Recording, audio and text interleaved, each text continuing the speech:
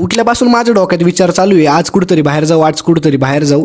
त्याच्यामुळे एक location fix केलं, जी की जागा मला माहिती आहे. त्या जागेवर मी चाललोय. आता बघू पुढं काय होतंय.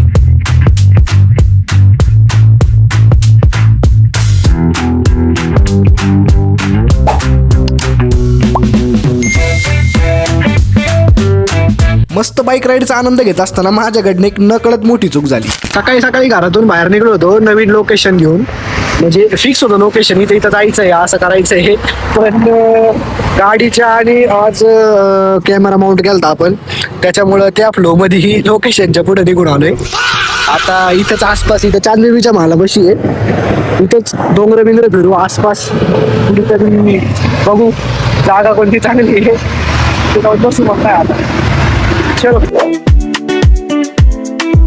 मला बाळनाथगड म्हणून काहीतरी कामान दिसली होती, म्हणलं मंदिर असन. मी तिथून आता आलोय. कमान तर लई मोठी होती, याचा अर्थ मंदिर पण मोठं असू शकतं असा माझा अनुभवातनं, काय म्हणतात त्याला, अनुभवातनं काय अंदाज. मला तरी विचारावं लागणार आहे भाई, नाही तर इकडं डावरडापर्यंत फिरत बसलं ना.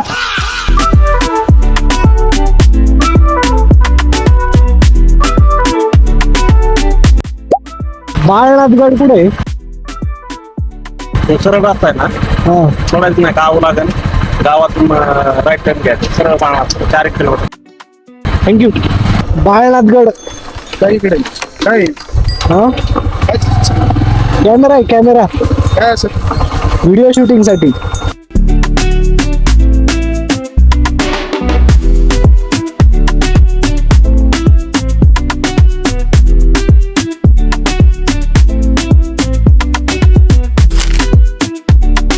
भाई फायनली विचारत ऍक्सिडेंटली मी येऊन पोहोचलोय बाळनाथगड या मंदिरापाशी.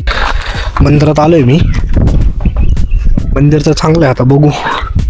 इथं पण व्हिडिओ शूटिंगला परमिशन नाही होतंय का काही, आपण चेक करू, नाहीतर राहिलं, ठीक आहे नाही. आणि लिटरली सांगतो, मंदिर एवढं सुंदर होतं ना, ते बाहेरूनच वाटत होतं एकदम असं किल्ल्यासारखं फिलिंग येत होतं. आणि आत गेल्यावर तर काही विषयच नाही राहिला.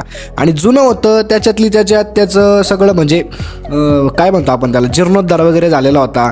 ते सगळं दिसत होतं नाही का तिथे गेल्यावर. भले मोठे मोठे ते दरवाजे, तटबंदी आणि ती शांतता, एकदम जबरदस्त सगळा माहोल होता.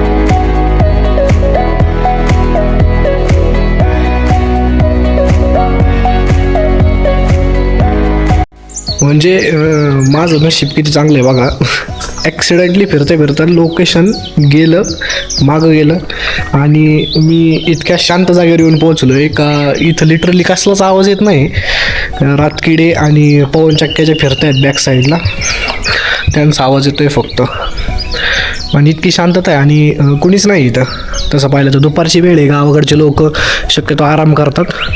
इथं कुणीच नाही आहे सध्या मंदिरात.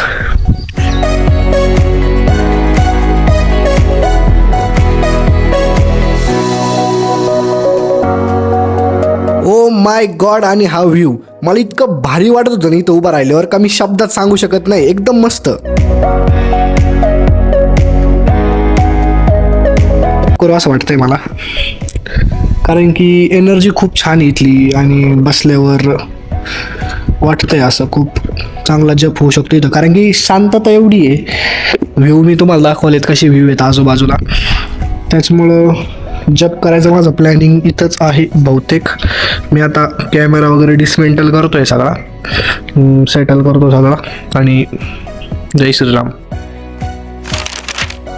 तुम्हाला ही ॲक्सिडेंटली भेटलेली जागा कशी वाटली कमेंट करून नक्की सांगा. व्हिडिओला लाईक करा आणि सबस्क्राईब जर केलं नसेल तर मास्टरला सबस्क्राईब करायला विसरू नका.